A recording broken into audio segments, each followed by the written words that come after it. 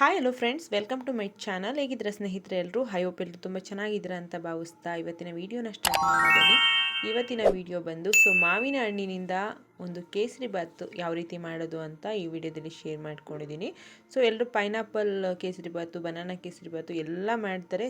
ಈ ಥರ ಒಂದ್ಸಲ ಮಾವಿನ ಹಣ್ಣಿನ ಸೀಸನಲ್ಲಿ ಮಾವಿನ ಹಣ್ಣಿನ ಕೇಸರಿ ಬಾತ್ನ ಒಂದ್ಸಲ ನೀವು ಟ್ರೈ ಮಾಡಿ. ತುಂಬಾ ರುಚಿಯಾಗಿರುತ್ತೆ, ಹಾಗೆ ಟೇಸ್ಟ್ ಕೂಡ ತುಂಬಾ ಚೆನ್ನಾಗಿರುತ್ತೆ. ಇದನ್ನು ಯಾವ ರೀತಿ ಮಾಡೋದಂತ ನೋಡ್ಕೊಬರೋಣ. ಅದಕ್ಕೂ ಮುಂಚೆ ಯಾರನ್ನ ನನ್ನ ಚಾನಲ್ಗೆ ಸಬ್ಸ್ಕ್ರೈಬ್ ಮಾಡಿಲ್ಲ, ಸಬ್ಸ್ಕ್ರೈಬ್ ಮಾಡ್ಕೊಳ್ಳಿ. ಹಾಗೆ ವಿಡಿಯೋ ಇಷ್ಟ ಆದರೆ ಒಂದು ಲೈಕ್ ಮಾಡೋದನ್ನ ಖಂಡಿತ ಮರಿಬೇಡಿ. ಹಾಗೆ ನಿಮ್ಮ ಅನಿಸಿಕೆ ಅಭಿಪ್ರಾಯನ ಕಮೆಂಟ್ ಮೂಲಕ ತಿಳಿಸಿ. ಬನ್ನಿ ಹಾಗಾದರೆ ವಿಡಿಯೋನ ಸ್ಟಾರ್ಟ್ ಮಾಡೋಣ. ತುಂಬ ಸಾಫ್ಟಾಗಿ ತುಂಬಾ ಟೇಸ್ಟಿಯಾಗಿ ಬಂದಿತ್ತು ಮಾವಿನ ಹಣ್ಣಿನ ಕೇಸರಿ ಬಾತು. ನಾವು ಮಾವಿನ ಹಣ್ಣಿನ ಕೇಸರಿ ಬಾತ್ ಮಾಡೋದಕ್ಕೆ ನೋಡಿ, ನಾನು ಆಲ್ರೆಡಿ ಒಂದು ಮಾವಿನ ಹಣ್ಣನ್ನು ತೊಗೊಂಡು ಅದರಲ್ಲಿ ಈ ಥರ ಸಿಪ್ಪೆ ಎಲ್ಲ ತೆಗೆದ್ಬಿಟ್ಟು ಒಂದು ಮಿಕ್ಸಿ ಜಾರ್ಗೆ ಹಾಕ್ಕೊಂಡು ಇಟ್ಕೊಂಡಿದ್ದೀನಿ. ಇದನ್ನು ರುಬ್ಕೋಬೇಕು ಸಣ್ಣಗೆ. ಈಗ ಒಂದು ಪ್ಯಾನ್ ತೊಗೊಂಡು ಅದಕ್ಕೆ ಒಂದು 2 ಸ್ಪೂನಷ್ಟು ತುಪ್ಪ ಹಾಕಿ, ಚಿಕ್ಕದಾಗಿರೋ ಬೆಂಗಳೂರು ರವೆ ಬರುತ್ತಲ್ವ, ಸಣ್ಣ ರವೆನ ಅದನ್ನು ಹಾಕ್ಬಿಟ್ಟು ನೀಟಾಗಿ ಚೆನ್ನಾಗಿ ಒಂದು ಘಮ ಬರೋ ರೀತಿ ಫ್ರೈ ಮಾಡ್ಕೋಬೇಕು. ನಾವು ಎಷ್ಟು ನೀಟಾಗಿ ಫ್ರೈ ಮಾಡ್ಕೋಬೇಕು ಅಂದರೆ ಟೇಸ್ಟು ಚೆನ್ನಾಗಿ ಬರುತ್ತೆ. ನಾವು ನೀಟಾಗಿ ಫ್ರೈ ಮಾಡ್ಕೊಂಡಿಲ್ಲ ಅಂದರೆ ಕೇಸರಿ ಬಾತ್ ಟೇಸ್ಟು ಚೆನ್ನಾಗಿ ಬರೋದಿಲ್ಲ.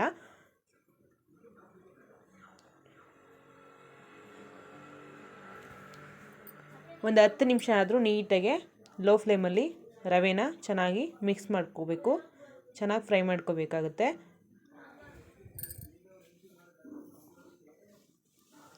ಇದು ರವೆ ಕಲರ್ ಸ್ವಲ್ಪ ಚೇಂಜ್ ಆಗುತ್ತೆ, ಅಲ್ಲಿವರೆಗೂ ನಾವು ಫ್ರೈ ಮಾಡ್ಕೋಬೇಕಾಗುತ್ತೆ.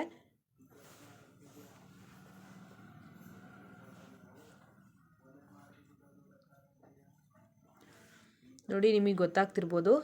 ಇವಾಗ ರವೆ ಕಲರು ಚೇಂಜ್ ಆಗೋಕ್ಕೆ ಸ್ಟಾರ್ಟ್ ಆಯಿತು, ಆಲ್ರೆಡಿ ಆಗಿದೆ. ನಾನು 1 ಬೌಲು ರವೆ ತೊಗೊಂಡಿದ್ದೆ, ಅದಕ್ಕೆ ನಾನು 3/4 ಬೌಲಷ್ಟು ಸಕ್ಕರೆನ ಸೇರಿಸ್ತಾ ಇದ್ದೀನಿ.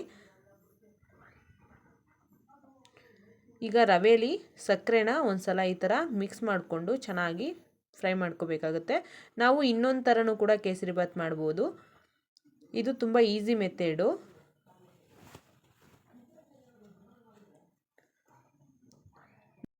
ಸಕ್ಕರೆ ಮತ್ತು ರವೆನ 1 ನಿಮಿಷ ಈ ಥರ ಚೆನ್ನಾಗಿ ಮಿಕ್ಸ್ ಮಾಡ್ಕೊಂಡಾದ್ಮೇಲೆ ನಾನು ಪಕ್ಕದಲ್ಲಿ ಆಲ್ರೆಡಿ ನೀರನ್ನು ಕಾಯ್ಲಿಕ್ಕೆ ಇಟ್ಟಿದ್ದೀನಿ. ಬಿಸಿನೀರನ್ನ ನೋಡಿ ಕುದಿ ಬರ್ತಾ ಇದೆ. ನಾವು ಒಂದು ಕೈಯಲ್ಲಿ ಈ ಥರ ರವೆನ ಮಿಕ್ಸ್ ಮಾಡ್ಕೊತ ಒಂದು ಕೈಯಲ್ಲಿ ಬಿಸಿನೀರನ್ನ ಸೇರಿಸ್ಬೇಕಾಗತ್ತೆ, ಇಲ್ಲ ಗಂಟು ಬಂದ್ಬಿಡುತ್ತೆ. ಹಾಗಾಗಿ ನೋಡಿ, ನಾವು ಕೈಯಲ್ಲಿ ಈ ಥರ ಮಾಡ್ಕೊಂಡೇ ನೀರನ್ನ ಸೇರಿಸ್ಬೇಕಾಗತ್ತೆ, ಇಲ್ಲಾಂದರೆ ಕೇಸರಿ ಬಾತು ಫುಲ್ ಗಂಟು ಬರುತ್ತೆ. ಈಗ ಫುಡ್ ಕಲರ್ನ ಸೇರಿಸ್ತಾ ಇದ್ದೀನಿ. ಸ್ವಲ್ಪ ಆರೆಂಜ್ ಆದರೂ ಸೇರಿಸ್ಬೋದು, ಎಲ್ಲೋ ಆದರೂ ಸೇರಿಸ್ಬೋದು, ಆಪ್ಷನಬಲ್ಲು, ಬೇಕಿದ್ರೆ ಸೇರಿಸ್ಬೋದು, ಇಲ್ಲಾಂದರೆ ಸ್ಕಿಪ್ ಮಾಡಿ.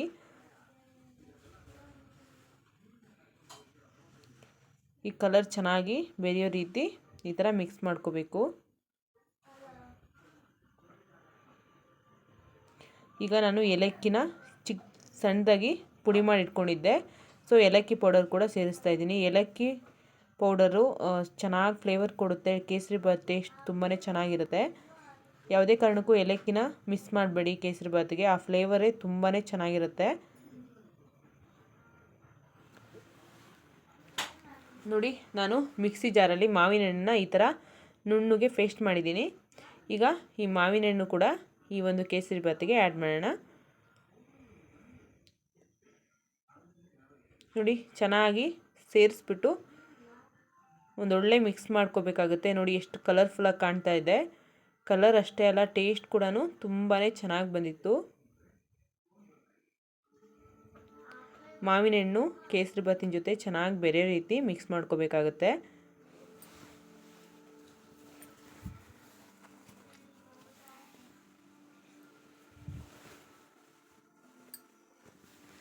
ನೋಡಿ, ಚೆನ್ನಾಗಿ ಮಿಕ್ಸ್ ಆಗಿದೆ. ಇದನ್ನು ಲೋ ಫ್ಲೇಮ್ಗೆ ಬಿಟ್ಬಿಟ್ಟು, ಇಷ್ಟ ಆದರೆ ಕೇಸರಿ ಬಾತ್ ಆಗುತ್ತಾ. ನಾವು ಇದಕ್ಕೆ ಇನ್ನು ಡ್ರೈ ಫ್ರೂಟ್ಸ್ನ ಆ್ಯಡ್ ಮಾಡಬೇಕಾಗುತ್ತೆ.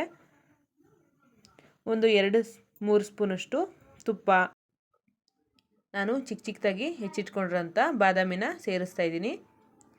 ನಿಮಗೆ ಗೋಡಂಬಿ, ದ್ರಾಕ್ಷಿ ಇಷ್ಟ ಇದ್ದರೆ ಅದನ್ನು ಕೂಡ ಸೇರಿಸ್ಕೊಳ್ಳಿ. ಮಧ್ಯ ಮಧ್ಯ ಕೇಸರಿ ಬಾತಿನ ಮಧ್ಯೆ ಸಿಗ್ತಾಯಿದ್ರೆ ತುಂಬ ಚೆನ್ನಾಗಿರುತ್ತೆ. ಹಾಗಾಗಿ ಇದನ್ನು ಚೆನ್ನಾಗಿ ಮಿಕ್ಸ್ ಮಾಡಿಕೊಂಡು ಫ್ರೈ ಮಾಡ್ಕೋಬೇಕು. ಇದು ಚೆನ್ನಾಗಿ ಕಲರ್ ಚೇಂಜ್ ಆದಮೇಲೆ ನಾನು ಇದನ್ನು ಡೈರೆಕ್ಟಾಗಿ ಕೇಸರಿಬಾತಿಗೆ ಸೇರಿಸ್ತಾ ಇದ್ದೀನಿ. ಈಗ ನೀಟಾಗಿ ಒಂದು ಮಿಕ್ಸ್ ಮಾಡಿ ತುಂಬ ಟೇಸ್ಟಿಯಾದ ತುಂಬಾ ಚೆನ್ನಾಗಿರುವಂತಹ